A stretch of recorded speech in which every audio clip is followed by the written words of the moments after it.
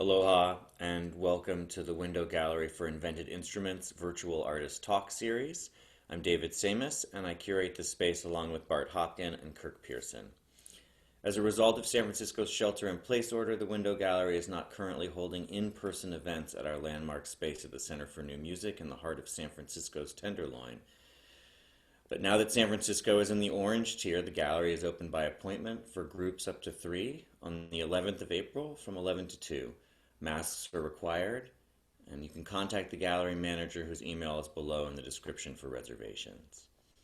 Today we're talking to Alyce Santoro about Tonal Relativity Studies, which is showing through the end of April.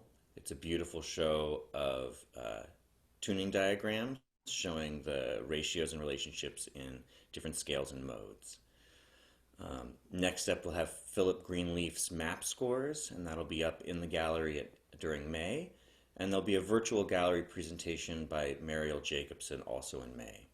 In June, we have an exhibition of imagery of imaginary musical instruments, by Tenderloin artist John Vochizer, whose Calamity Fair brand of Three-Eyed Lady was the symbol for public pandemic art for many San Franciscans. And then we have a show in the gallery by Norman Tuck in July. I'm wearing a shirt that was made by the artist and musician Brian Day, who's done some curation work for us. He created this shirt as part of an exhibition of clothing made by musicians in 2018 that showed at the gallery.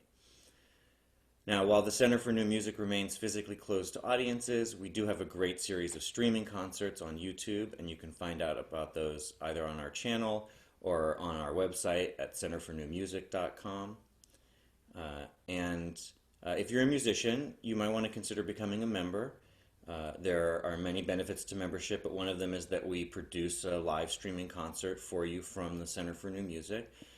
They've done quite well for artists. Our model is that all the money that comes to the door goes to the artists, so that works out fairly well for people in this situation. So if you are a musician, you might want to consider letting us produce your next live streaming event. Today I'm speaking with Alyce Santoro, who's an interdisciplinary artist and musician with a background in science and scientific illustration. She's just finished a master's thesis at Rhode Island School of Design in Nature, Culture, and Sustainability. You can find out more about her work at alycesantoro.com. That's ALYCE. And prints of these original gouache drawings are available for sale if you contact her directly through her website. Welcome, Alyce. Thanks, David. Thanks so much for having me. It's really, I've been looking forward to this since you first contacted me, so thanks so much. And thanks to all that the Center for New Music is doing to keep creativity alive during this insane time. Thank you.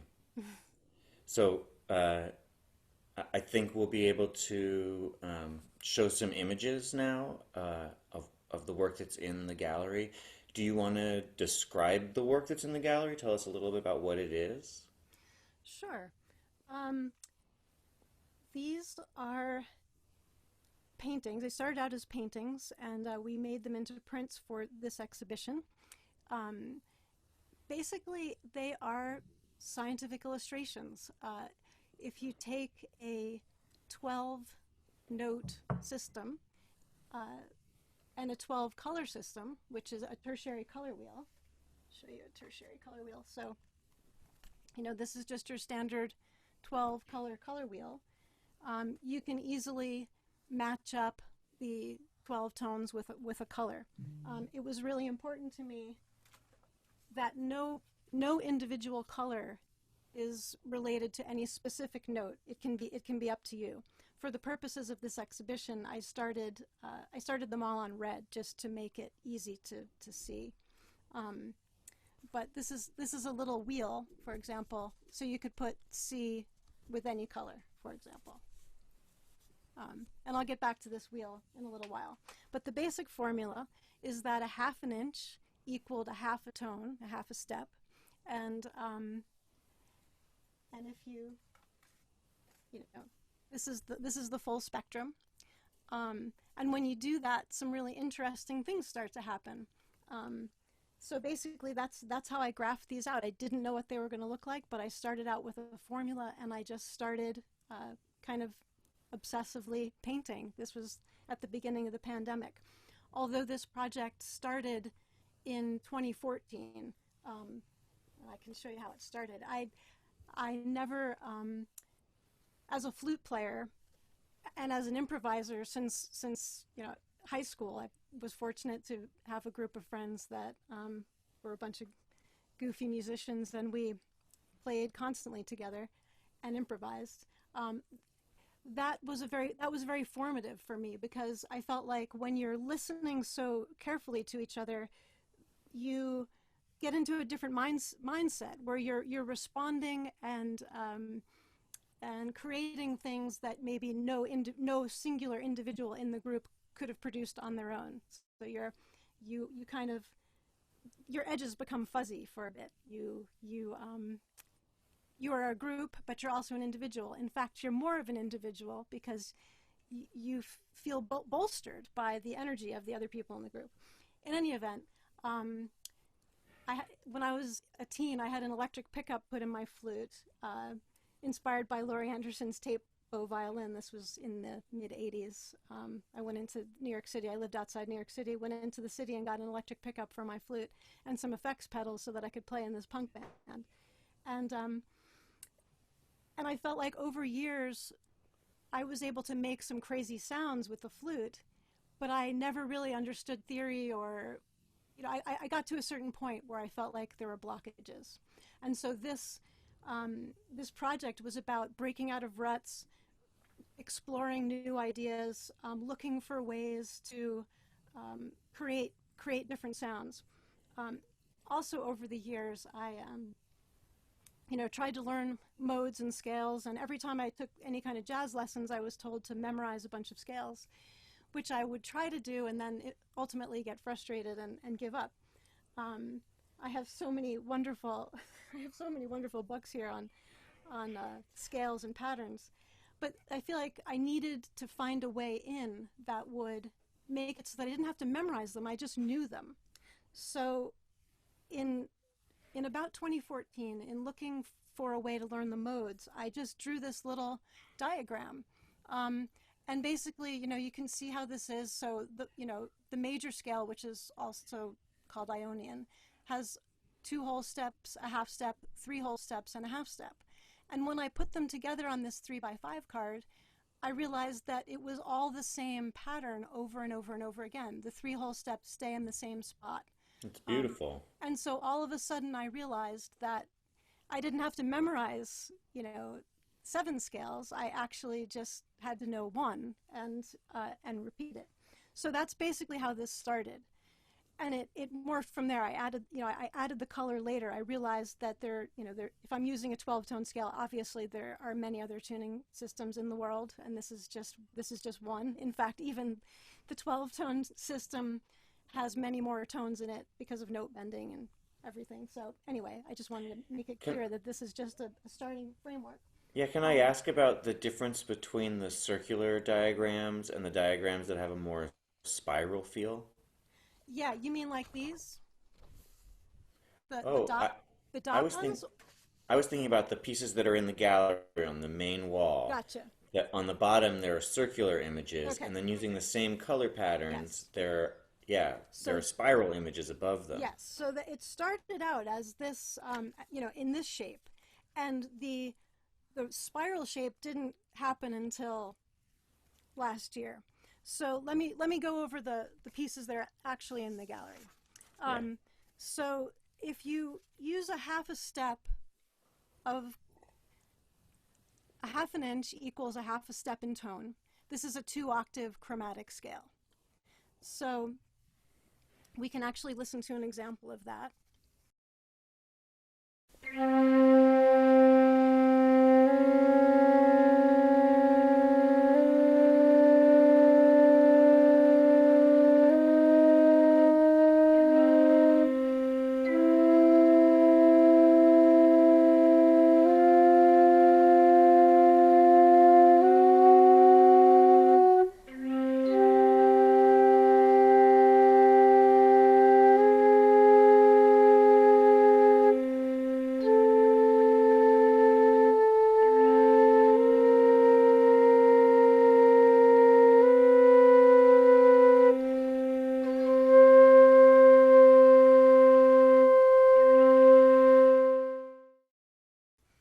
Also, I recommend playing a drone of any tone along with, if you're going to try these at home, which I recommend, that's what this is all for. Like, I really hope that other people will be able to take this and use it in any way they want. For me, it's been very useful to just have these images around and think about them and play with them. So, okay, so you have your chromatic scale. The second set of images on the wall are two diagrams, each consisting of every other color on the spectrum. So if you have every other color on the color wheel, you have the whole tone scales. And in color theory, these are the primary colors, and these are the set of secondary and tertiary colors.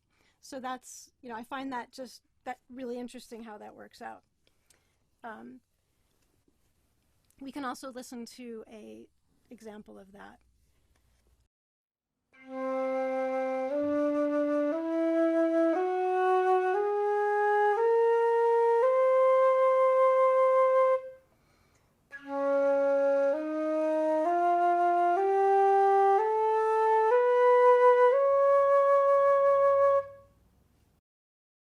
Next, we have a set of 3 diagrams, each consisting of 4 colors 1.5 steps apart on the spectrum.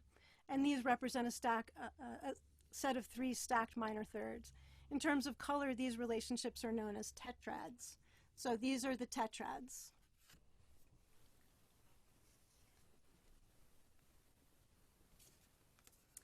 And then next on the wall, we have a set of 4 diagrams, each consisting of 3 colors 2 steps apart on the spectrum.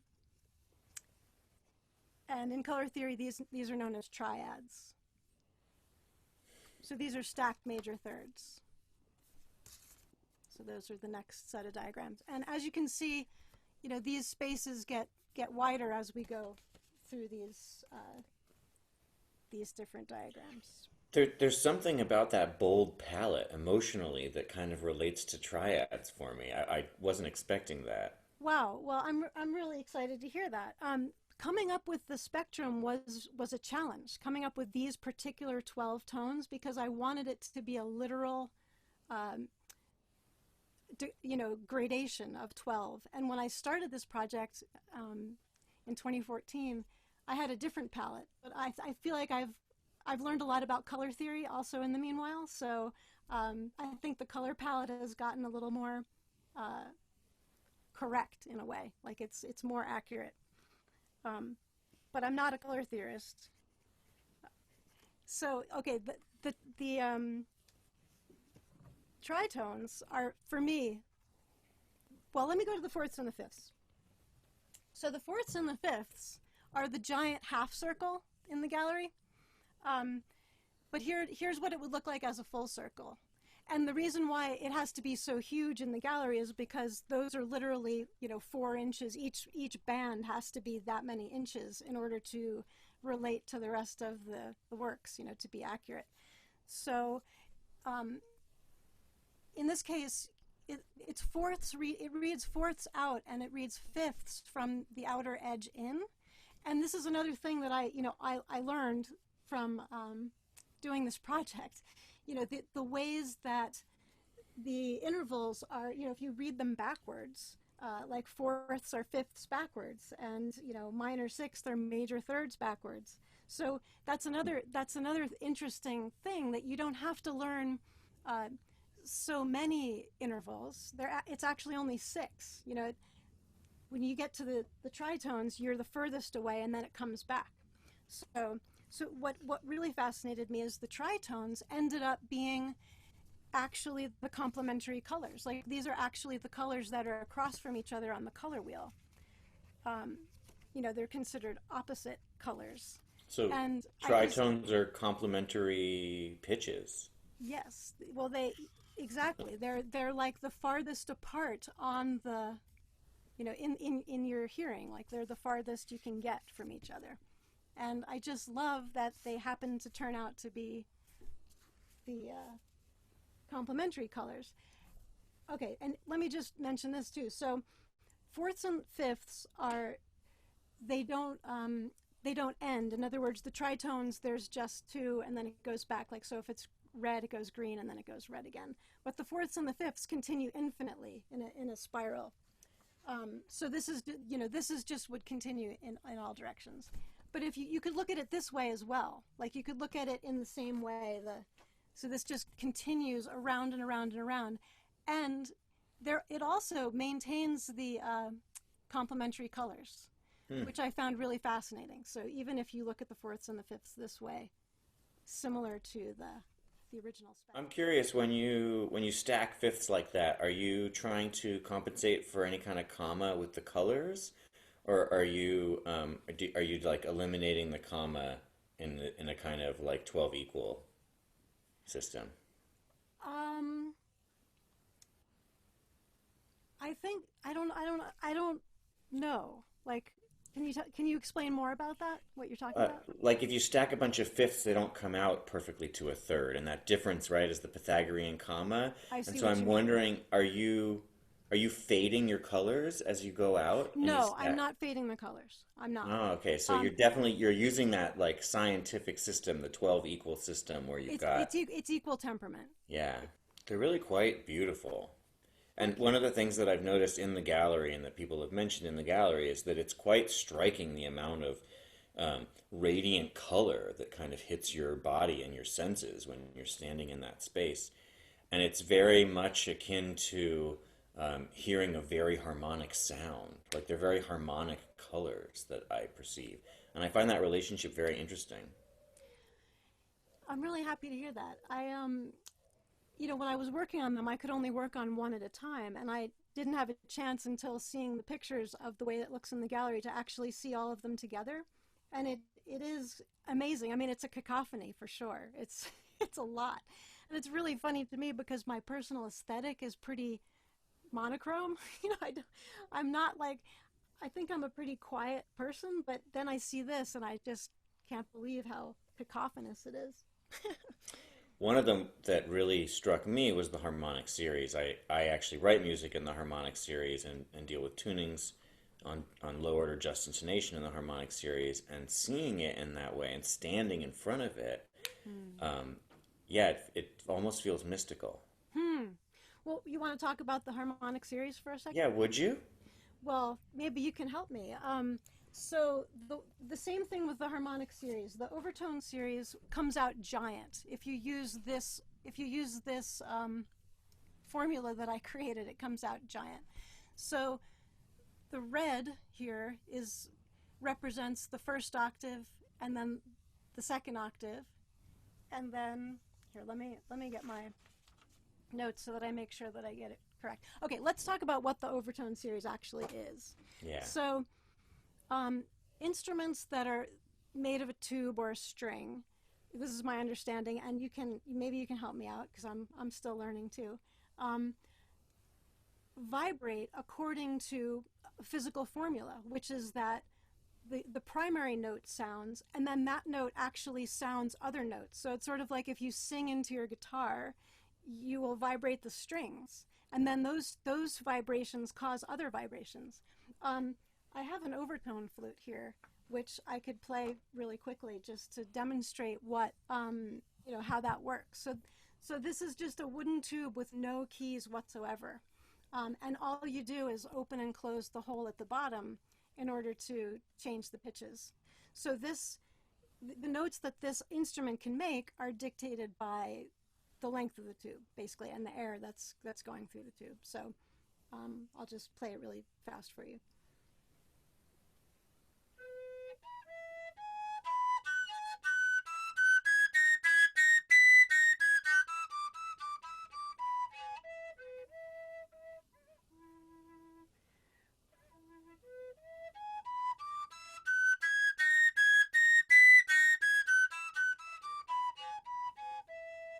Okay, so that's an example of, not a very great example of the overtone flute. It's Um, beautiful though. oh, Very, thanks. it's very evocative. It has an evocative mode to it. Yeah, and I mean, I'm a flute player. You can just do that with the regular flute as well on any note. You can play the pitch that is the primary tone, and then you can just keep blowing, forcing air through until you get overtones. So the reason I made the overtone series in relation to the rest of these diagrams is because basically it's the basis of of all things. I mean,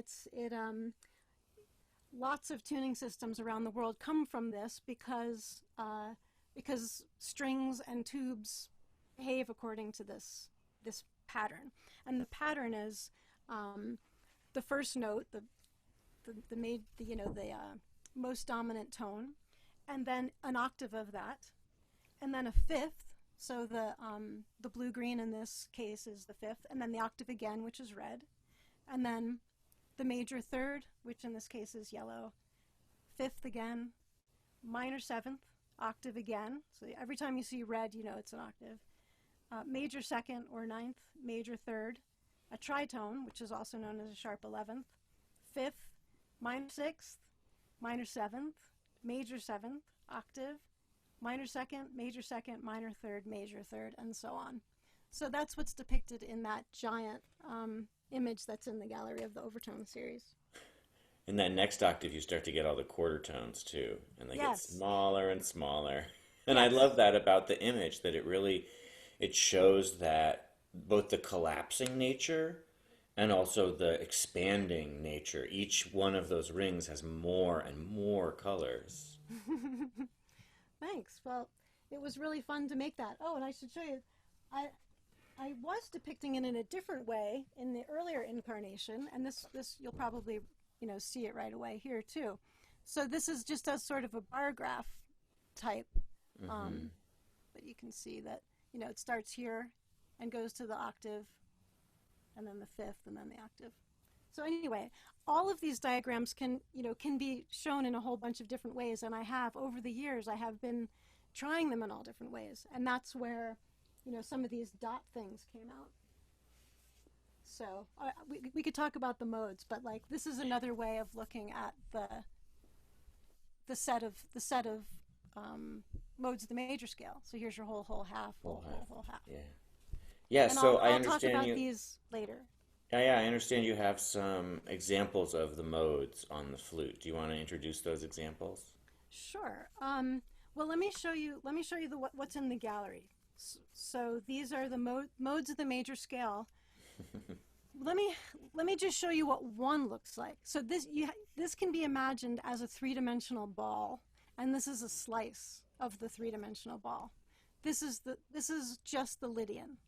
So this is one mode, and this is what happened when I diagrammed the complex of modes. And I had no idea that it was going to come out looking like this. I just knew that I wanted to use a circle, divide it up into 7, and use the same formula. Half an inch is a half step, 1 inch is a whole step.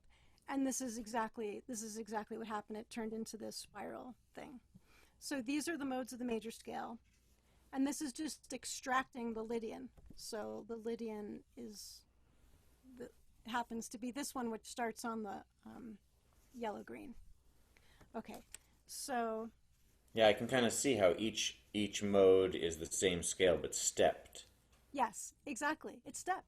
It's all the same. It's the same pattern over and over again, but stepped. So these are the modes of the melodic minor. And this is the one that would be the Lydian. I guess it's Lydian flat 7. And then the one that I have an example for that we can play is the modes of the harmonic minor. And that's just to my knowledge, there are not names for the individual scales within that system. And then the other ones that I'm really excited about are the pentatonics. There are pentatonics, so many different combinations of intervals all over the world.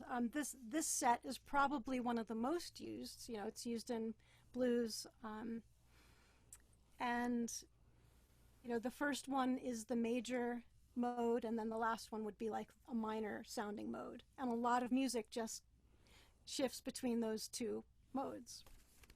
It looks like a mystical sigil that will free you from all inharmonic forces. And then this is just another set of pentatonics, which, these color relationships are just the way it worked out. It's just if you use this formula and plug it in, this is what happens. It's not, and I want to say that, like, this is sort of not subjective. Like, this is just literally a formula and sort of a scientific illustration of these uh, scales and intervallic patterns. So let's take a moment then and hear the examples that you have. Okay.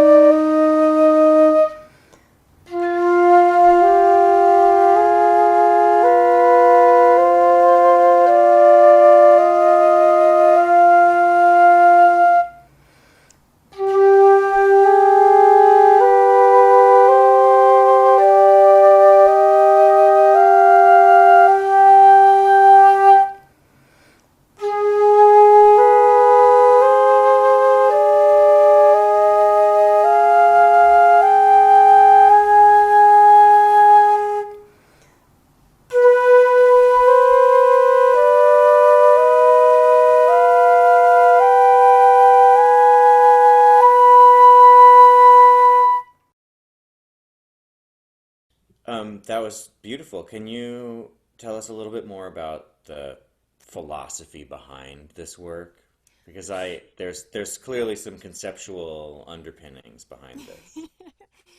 um, I feel like in all of my work, it's I call some of the pieces philosophops, and I have a book that's free to download called Philosophops, a Unified Field Guide, and this is an earlier book, um, but the idea is that once you have the concept, you own it. Like, you can do whatever you want with it, and like, for example, I have a set of dice that has the number 3 on all sides, and it's to illustrate this concept of determinism versus free will. So you roll the dice and it always comes up on the same number, but you have the sensation of rolling. So anyway, once you have the concept, you own it, and you can just go do whatever you want with it. And that's what I really hope will happen with this. I mean, I would love for it to resonate with people in ways that I didn't predict, or maybe people could find ways to use this in ways that I haven't anticipated. Um, but I think that one of the main themes that runs through my work is undoing undue dualism. So let me show. Okay, this is an image from the thesis, which I will put a link to, also totally free to download if anyone's interested. But this is an illustration of undoing undue dualism. So, kind of what I said before about the way that, for me, as a young person, improvising kind of opened up this other realm. Like, it made me realize that I wasn't really an autonomous being. I was an autonomous being, but also I'm fluid. Like, I can be part of a group, part of a collective at the same time as being an individual. And I feel like the act of improvising together with others is something that's needed right now. I mean, and that's kind of what the thesis is about. It starts out saying that in science, my background is in science. We tend to revere in these cultures that are over-industrialized. We revere objectivity, and we try to mathematize everything. But there's something else going on. There's the wonder part, and I feel like if we can remember that there are paradoxes, that it's not all we're not just rugged individuals. We're both individuals and also groups. We're all extensions of one another.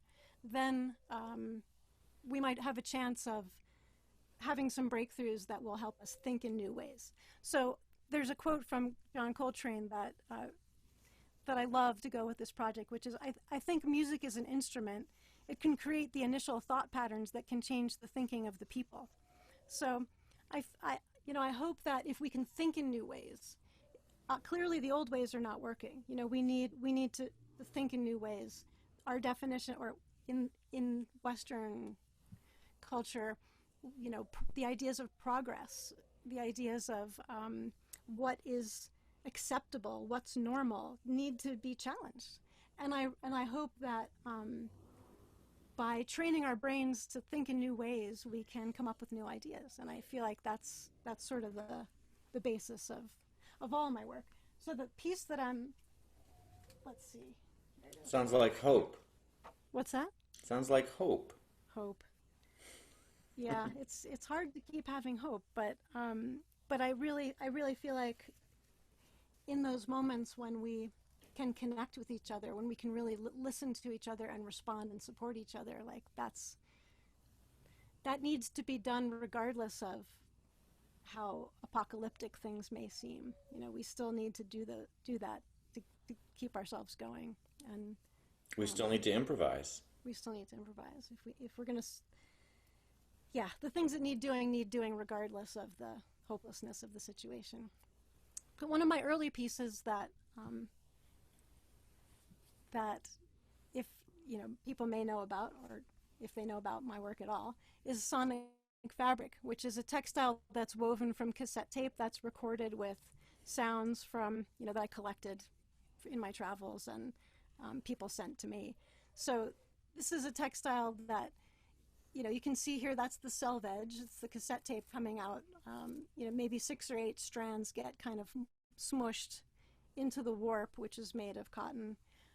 And this actually makes sound when you rub a tape head over it. But the point of it was that there are all this exquisite cacophony that happens when you weave together the sounds of things that may not occur normally. Like, for example, the New York City subway and sounds that I recorded in the desert, crickets and birds and things that might not normally occur together. But when you weave them together, they're all part of this experience that we're all having together. That's brilliant. Thank you. Thanks.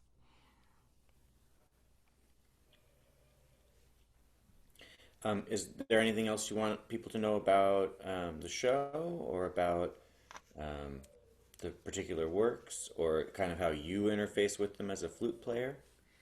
Well, there is one more section of the project that I do want to mention, and that's these worksheets. And these are totally downloadable from my website if anyone's interested. So, for example, I was saying that this is one way of looking at it. This is more akin to the 3x5 card that I first showed. So you can download these, and then there are different ways to use them. For example, I like to fill them out. This one I filled out starting on E. So, like, for example, let's see if you can see that. So if the first scale starts on E, the next one starts on F sharp, the next one starts on D sharp. But you can look at this really quickly and decide, oh, I want to have a scale that has a tritone in it, and I want to have a minor seventh and a minor second. And so you can see right off the bat that this scale on the bottom, Locrian, starts with a minor second. And so you can immediately, decide which scale you want to try. And these are filled out for my own purposes for jamming with different tunes. This one, okay, this is another way to fill it out. So you can just start each scale on E instead of reading it like E, F sharp. You can just start it on, start each one on the same note and then see what happens. So this is one of the Pentatonics, and this one's filled out for analyzing Take the Coltrane, which let's see if I have music for that. It's a Duke Ellington tune, and it's just I use these sheets to actually analyze tunes so that I can better understand what scales might work. So in this one, the major pentatonic is there, and the minor pentatonic is there. So, I have I have made tons of different types of worksheets like this. Okay, the harmonic minor is super fun. You know, this one, if you want to have a scale that has a minor third, a major third, a minor sixth, a major sixth, and a tritone, you can try that scale. I mean, it's just endless, and you know, there's all different kinds of ways of looking at it. This is a repeat pattern of the modes of the major scale. So you can just, as you can see, I've kind of gone off the deep end with this, but there was plenty of time to go off And the there's deep so end. many options, right? The options are endless. The options are endless. They really are. And I think that's one of the beauties of music, is that really the options are endless. Even if you were just going to start off with a 12-tone system, there are so many different directions to go. And And I'm so curious about a scale and its quality. You know, not necessarily the quantity of each pitch, but the quality of the scale as a whole. And I feel like in some ways it very much does translate. well, I'm so happy to hear that. Yeah, I mean that's what the modes, you know, originally, from what I can gather, the modes really were moods. You know, they each one sort of projects a different atmosphere. Like you know, Phrygian is known as being one that's, you know, very flamenco sounding, or you know, an Ionian, which is the major scales, you know, the more what we think of as happy. I mean, part of that's very likely cultural conditioning, but still, if you want to create a mood or a feeling or express yourself, like this is one way to become fluent in different palettes of possibility. There's a great quote from Henri Lefebvre that would fit in here. Um, Everywhere there is an interaction between a place, a time, and an expenditure of energy, there is a rhythm. For there to be change, a social group, a class, or a caste must intervene by imprinting a rhythm on an era. In the course of a crisis, in a critical situation, a group must designate itself as an innovator or producer of meaning, and its acts must inscribe themselves on reality. That's from Henri Lefebvre, who was a French philosopher. Uh, his book Rhythm Analysis, Space, Time, and Everyday Life. And I love this idea that if there's a rhythm that we want to change, for example, consumer culture, you know, if we want to stop that, what would we have to do to stop it? So instead of allowing ourselves to succumb to, you know, shopping malls or chain coffee shops, we can imprint a different rhythm. You know, we can put that forward and change the whole cycle, like change the whole rhythm. I mean, it's a little utopian, but I'm all for, you know, new visions of putting forth new ways of thinking. I feel that harmony. I think there's a plane flying over or something. You feel that? There will be lots of lovely extra sounds in our Zoom Yes. community. Yeah. Any final thoughts? Well, I just want to thank you so much for resonating with the work and contacting me, and it was really fun to have a reason to put it all together in this way, and I'm so thrilled that it's at the Center for New Music. Thank you so much. Yeah, thank you for sharing your work. I'm really glad that I happened across it, and I'm really glad that we could make this show happen together. And for people who are in the SF Bay Area, please swing on by the Center for New Music and check it out. Contact the gallery manager in the link below and arrange to sit in the room. When we were sitting in there with the pieces as we were putting them up, we were just thinking about what a sacred space it creates. It's almost like a temple space, and we wanted to sit and meditate there. So if you're in the Bay Area and you have a chance to come by the Center for New Music, please make a reservation and come meditate with these incredible color scale interpretation people. It's really beautiful work, Alyce. Thank you. Thank you so much.